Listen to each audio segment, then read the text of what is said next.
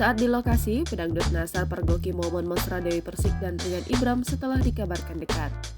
Nasar mengatakan dia sempat melihat momen mesra Dewi Persik dan Rian Ibram saat mereka sedang syuting di luar studio.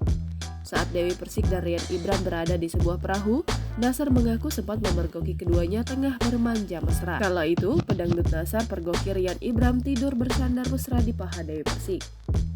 Akan tetapi, ucapan Nasar justru langsung dibantah Dewi Persik. Namun, Nasar tetap bersikeras mengatakan bahwa dirinya melihat kejadian itu. Sayangnya, Dewi Persik tetap menepis perkataan rekan hostnya di acara Pagi-Pagi Ambyar. Sebab, mantan istri Saipul Jamil ini tidak merasakan ada yang bersandar padanya. Bahkan membenarkan perkataan Nasar, tiba-tiba Rian Ibram bertanya kepada Dewi Persik soal rasa dia tidur di sebelahnya.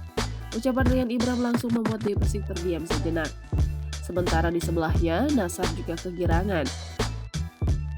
Usut punya usut, terungkap alasan Dewi Persik tak percaya dengan momen mesranya dengan Rian Ibram yang bocor. Sebab dia ternyata berpikir bahwa orang yang tidur di dekatnya bukan Rian melainkan orang lain. Namun Rian Ibram dengan tegas menyebut bahwa orang itu adalah dirinya. Dia yang dikabarkan dekat dengan Desi Ratnasari itu bahkan tadinya berniat menunjukkan bukti yang ia dapatkan dari tim kreatif. Sayang, Nasar batal memperlihatkannya lantaran Dewi Persik langsung mengalihkan pembicaraan mereka.